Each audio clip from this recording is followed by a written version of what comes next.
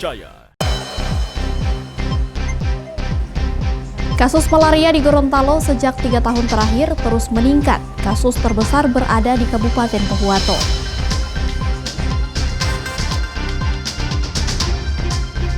Warga yang tinggal di sekitar Danau Limboto mengeluh lantaran rumah mereka tergenang banjir sejak pembangunan tanggul. Seorang ibu rumah tangga di Gorontalo ditangkap polisi karena terlibat pengedaran narkotika jenis sabu.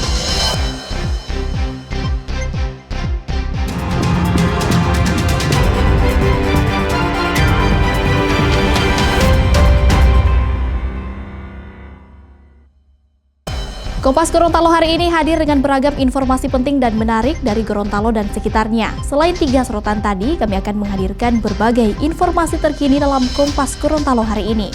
Bersama saya Puspasari, inilah Kompas Gorontalo selengkapnya di Kompas TV, independen terpercaya.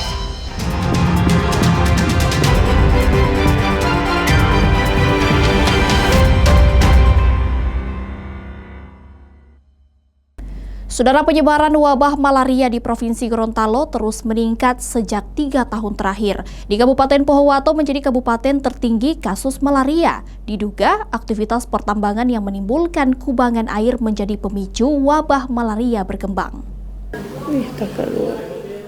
Penyebaran wabah malaria di Gorontalo hingga kini terus meningkat signifikan sejak 3 tahun terakhir. Data Dinas Kesehatan Provinsi Gorontalo, penyebaran wabah malaria selama 2024 mencapai lebih dari 1.500 kasus positif malaria.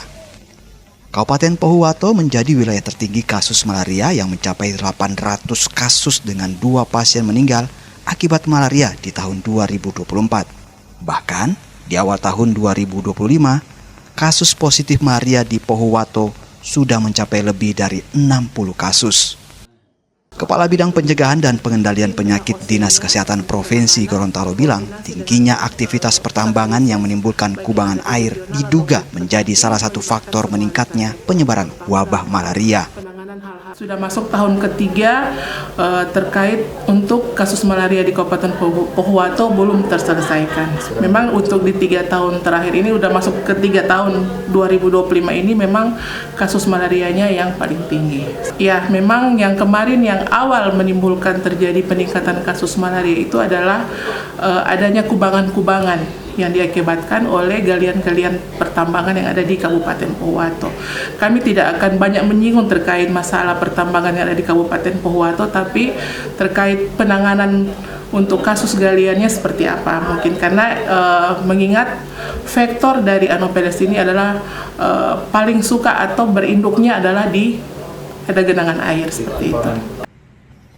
Bulan Februari 2025, pemerintah Kabupaten Pohuwato telah menetapkan status darurat malaria hingga menjadi perhatian pemerintah pusat.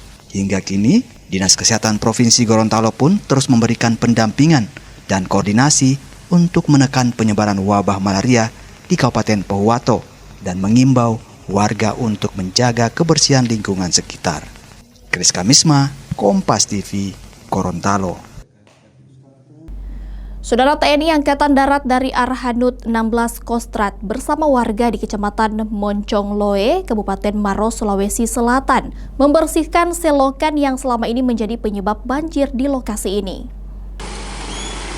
Sebanyak 30 anggota TNI Angkatan Darat dari Batalion Arhanud 16 Kostrad diturunkan untuk membantu warga membersihkan sistem drainase di jalan alternatif di Kecamatan Moncong Loe, Kabupaten Maros yang menjadi jalan alternatif penghubung antara Kabupaten Maros, Goa, dan Kota Makassar. Buruknya drainase mengakibatkan sering terjadi banjir dan ketinggian banjir mencapai 1 meter, sehingga menghambat pengendara yang akan melintas. Tak hanya itu, akibat banjir, kondisi jalan juga rusak tergerus air, sehingga pengendara harus berhati-hati.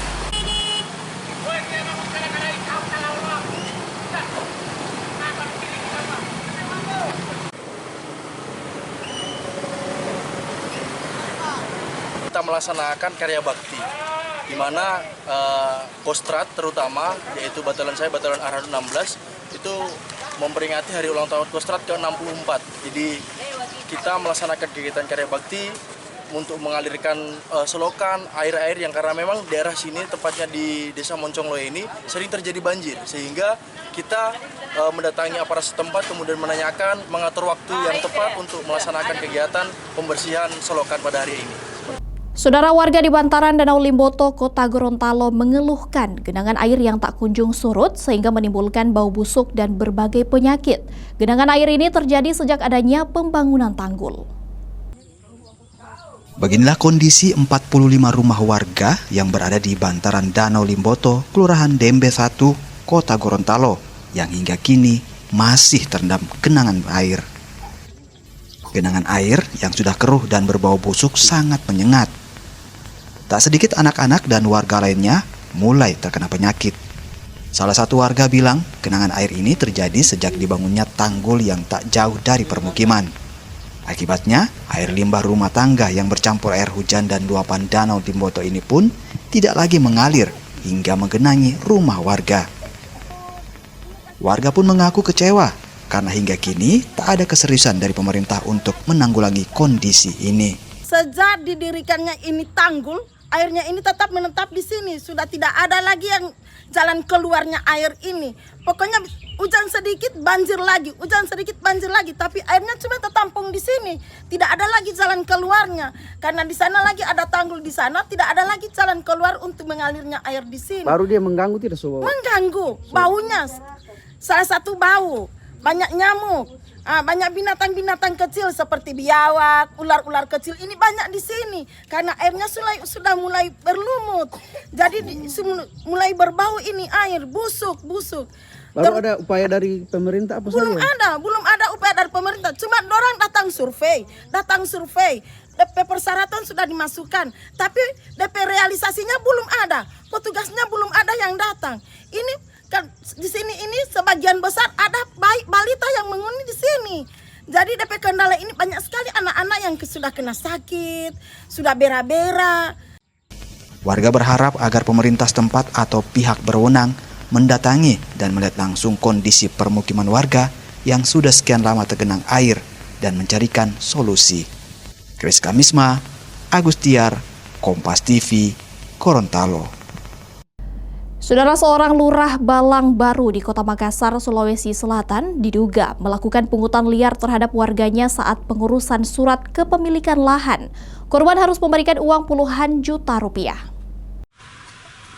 Kasus ini bermula di tahun 2024 lalu saat seorang warga mengurus surat penguasaan fisik lahan dari rinci ke sertifikat hak milik. Namun lurah yang baru menjabat 1 tahun ini meminta uang kepada korban sebesar 20 juta rupiah. Warga kemudian melaporkan kejadian ini ke inspektorat dan lurah tersebut langsung dipecat dari jabatannya sebagai lurah. Meski begitu, pelayanan di kantor lurah Balang Baru tetap berjalan normal. Sementara itu, pelaku masih menunggu keputusan dari Badan Kepegawaian Sumber Daya Manusia. Berdasarkan hasil rapat tim tindak lanjut sudah diberikan sanksi pelaksanaan rapat tim tindak lanjut tanggal 13 kemarin, sudah ada SK hasil ini tanggal 14. Dan ini sebenarnya ini dengan adanya sanksi ini merupakan pembelajaran buat yang lainnya bahwa lurah camat itu adalah pelayan masyarakat. Jangan kita memberikan mempersulit pelayan-pelayan yang ada di masyarakat. Saudara, seorang ibu rumah tangga di Gorontalo ditangkap polisi karena terlibat pengedaran narkotika jenis sabu. Informasi selengkapnya akan kami hadirkan usai jeda berikut. Tetaplah bersama kami di Kompas Gorontalo.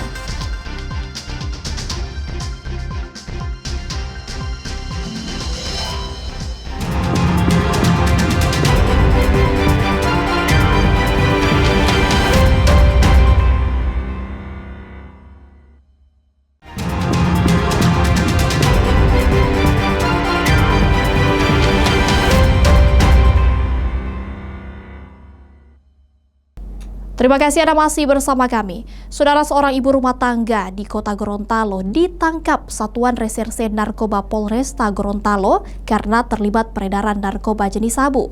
Dari tangan pelaku, polisi menemukan 1,4 gram sabu. Pelaku ditangkap usai menerima paket sabu dari jasa kurir yang dikemas dalam boneka. Dalam paket tersebut, polisi mendapat 5 paket sabu dengan total berat mencapai 1,4 gram. Pelaku mengaku mendapatkan barang haram tersebut dari Sulawesi Tengah. Polisi kemudian mengembangkan kasus ini dan menangkap 1 pelaku lainnya yang berperan sebagai pengedar dari Kabupaten Parigi Motong, Sulawesi Tengah. Kedua pelaku mengaku sering berkomunikasi melalui media sosial. TKP tersebut kami temukan 5 paket saset sabu klip sedang di dalam sebuah boneka. Kemudian dari situ kami bawa ke Polresta Gorontalo Kota untuk melakukan pengembangan melalui tim penyidik.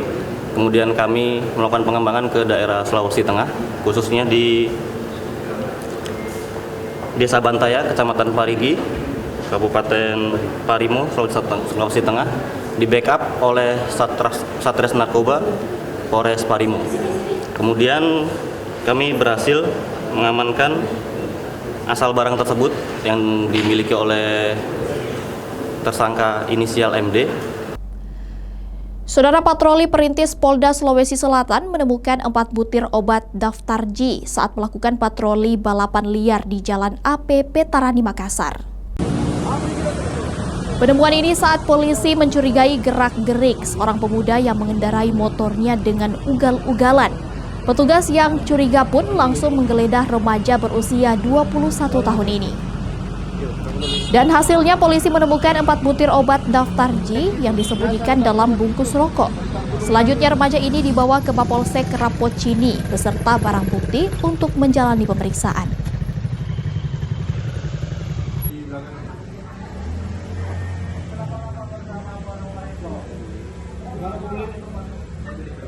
Pada saat personil melaksanakan patroli strong point di wilayah hukum Polsek Rapocini, Kota Makassar, personil melihat seorang pengendara dalam keadaan ugal-ugalan, tidak dilengkapi kelengkapan dan juga menggunakan knalpot brom.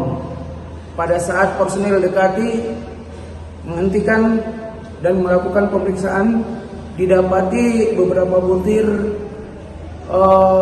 obat-obatan daftar G jenis tramadol yang tersimpan dalam bungkusan rokok yang ada di saku pelaku.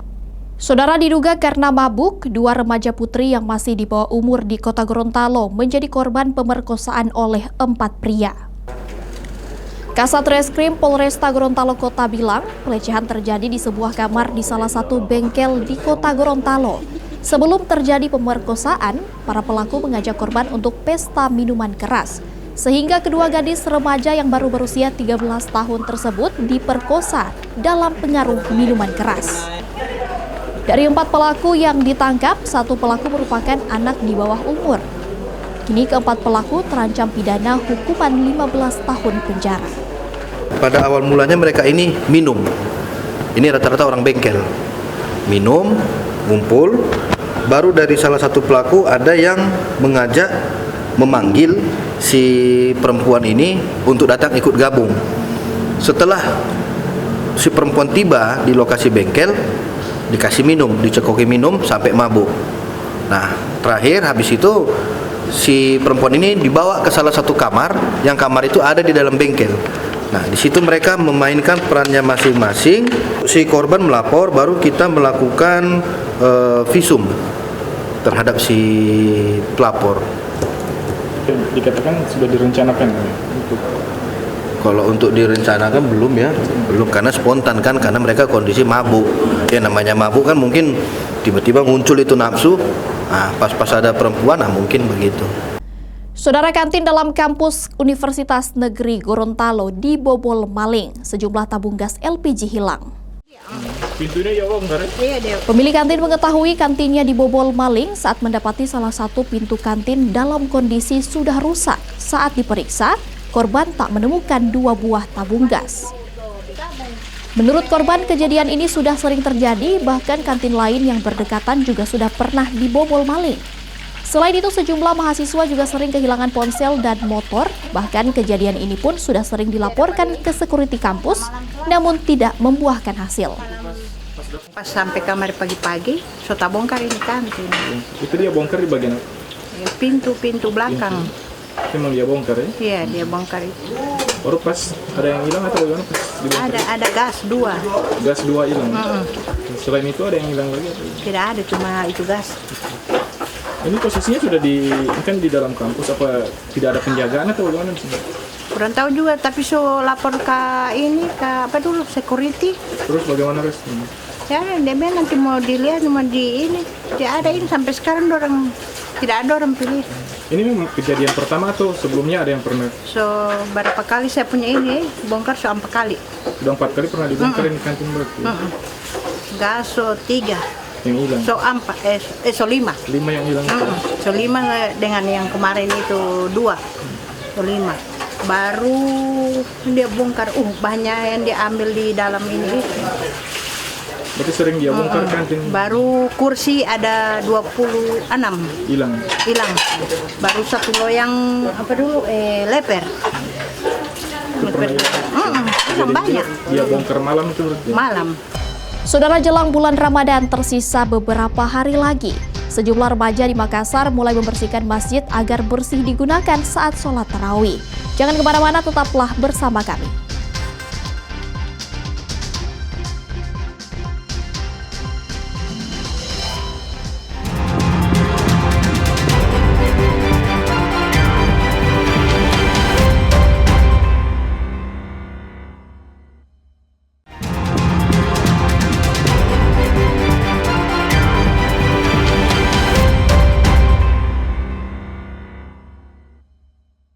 Terima kasih Anda masih bersama kami. Saudara, harga bumbu dapur di sejumlah pasar di Kota Ambon, Maluku mulai merangkak naik menjelang Ramadan. Harga cabai keriting, bawang merah, dan tomat paling signifikan mengalami kenaikan. Jika sebelumnya harga cabai keriting dijual Rp40.000 per kilogram, kini dijual Rp50.000 per kilogram. Harga bawang merah dari Rp34.000 per kilogram naik menjadi Rp38.000 per kilogram.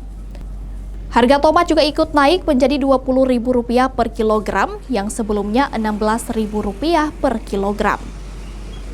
Pedagang bilang kenaikan harga 3 komoditas bumbu dapur ini sudah terjadi dalam 4 hari terakhir lantaran pasokan dari luar daerah seperti Surabaya, Makassar, dan Manado mulai berkurang sehingga mereka hanya menjual stok yang tersisa.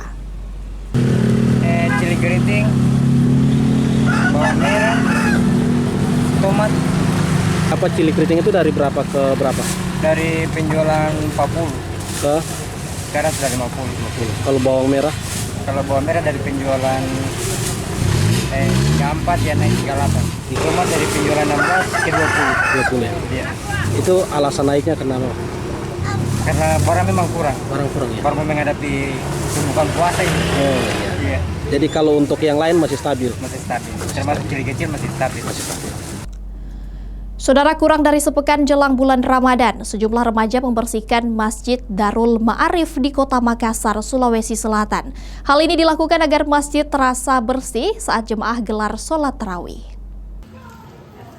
Aksi bersih-bersih masjid dilakukan remaja Masjid Darul Ma'arif di Kecamatan Talo, Makassar, jelang datangnya bulan suci Ramadan. Satu persatu ruang masjid dibersihkan dengan cara disapu dan dipel. Karpet yang biasanya digunakan jamaah untuk beribadah hingga penyimpanan Al-Quran juga dibersihkan.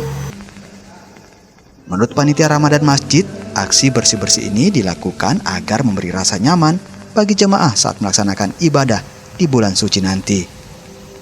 Hari ini mengadakan kegiatan bersih-bersih masjid untuk menyambut bulan suci Ramadan, untuk menyemarakan bulan suci Ramadan. Kegiatan bersih-bersih masjid mulai dari lantai 2 sampai dengan lantai dasar, lantai pertama, untuk persiapan kita menyambut bulan suci Ramadan. Sekarang aktivitas anak-anak remaja kita lagi melakukan bersih-bersih di teras masjid untuk kebersihan masjid kita dan keindahan masjid kita bersama. Selain menata keindahan masjid, aksi bersih-bersih ini juga memberikan edukasi tentang perilaku hidup bersih dan sehat kepada masyarakat. Rama Pratama, Kompas TV, Makassar, Sulawesi Selatan. Saudara, Taman Pengajian Al-Quran Al-Buruj Gorontalo mewisuda puluhan santri dan santriwati. Mereka yang diwisuda ini merupakan santri dan santriwati yang terampil dan cakap dalam bacaan maupun hafalan Al-Quran. Taman Pengajian Al-Quran Al-Buruj Gorontalo tahun ini kembali mewisuda santri dan santriwatinya. Di tahun 2025 ini, sekitar 22 santri dan santriwati diwisuda. Taman Pengajian Al-Quran Al-Buruj merupakan salah satu dari ribuan taman pengajian yang ada di Gorontalo dan hingga kini masih terus berperan aktif dalam meningkatkan minat generasi muda untuk belajar Al-Quran. Bahkan setiap tahunnya, Taman Pengajian Al-Quran Al-Buruj selalu melahirkan puluhan santri-santriwati yang sudah mahir dan cakap dalam hafalan maupun bacaan Al-Quran. Seluruh tenaga pendidik yang ada pun telah dibekali dengan berbagai pelatihan dan keterampilan yang disertai sertifikasi. Kami di TPQ Al-Buruj itu menggunakan metode WAFA atau bisa juga disebut memang nada hijaz ya, pakai nada hijaz, metode otak kanan. Ini kemudian kami juga sudah melaksanakan dan sudah mengikuti pelatihannya, juga guru-guru yang ada di kami itu kami ikutkan pelatihan dan alhamdulillah sudah tersertifikasi. Sementara itu, Kanwil Kemenak Gorontalo mengapresiasi peran dan dedikasi yang terus dilakukan Taman Pengajian Al-Quran Al-Buruj dalam melahirkan santri-santriwati terbaik di Gorontalo. Diharapkan akan terus meningkatkan keterampilan bacaan hingga amalan ayat suci Al-Quran yang selama ini telah dipelajari. Saya sampaikan agar mereka mendorong para guru-guru TPQ ini itu bisa meningkatkan kompetensi mereka, kualitas mereka, sebab saya selalu sampaikan bahwa satu huruf pun salah ketika mereka mengajarkan itu akan terbawa terus di masyarakat anak-anak. Jadi makanya ini sangat penting bagi guru-guru itu benar-benar meningkatkan kualitas mereka. Baik bacaan mereka harus benar-benar sesuai dengan ketentuan tajwid maupun fashohah. Kedepan, Taman Pengajian Al-Quran Al-Buruj diharapkan dapat semakin mengembangkan inovasi pembelajaran yang lebih menarik minat anak-anak di tengah gempuran era modernisasi dan teknologi digital di kalangan generasi muda. Kriska Misma, Kompas TV, Gorontalo. Saudara, informasi tadi sekaligus mengakhiri perjumpaan kita dalam program Kompas Gorontalo hari ini. Setelah ini, Anda akan terhubung dengan Kompas TV Jakarta. Dan Anda juga bisa menyimak video tayangan kami di kompas.tv atau menyaksikan siaran langsung via streaming di kompas.tv/live. Mewakili kru yang bertugas, saya Puspasari pamit undur diri dari hadapan Anda. Tetap saksikan rangkaian program berita di Kompas TV, independen terpercaya.